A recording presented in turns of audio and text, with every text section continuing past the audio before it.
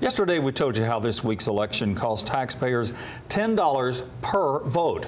So we decided to see how much more you will have to pay for these runoffs. And Brittany Martin joins us now with those details. Brittany.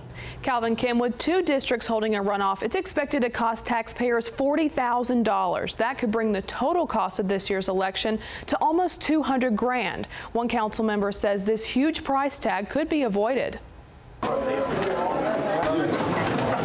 Another trip to the polls. For some, that could be the 4th time in less than a year. But if a city election candidate doesn't get more than half of the votes, there must be a runoff. Councilman Chip Henderson says it's the only way to be fair. There is, I think, some merit to someone being elected by a majority vote. A runoff will cost about $40,000, the Election Commission says. If more than 2 districts needed a runoff, it would have been more.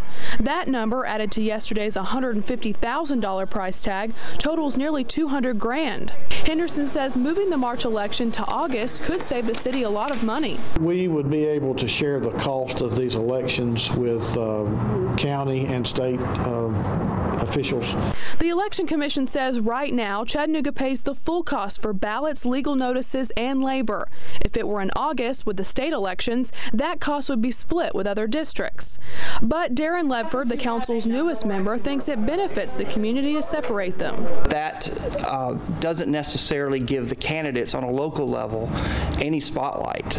Especially after a heated presidential election like we had in November. I think it allows the dust to settle, so to speak, and allows the candidates on a local level to be able to hear the residents, to hear who they are.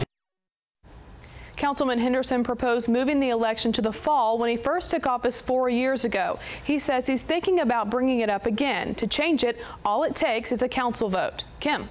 Brittany, thank you. Runoff election regulations are part of the city's charter. The runoff will be held April 11th.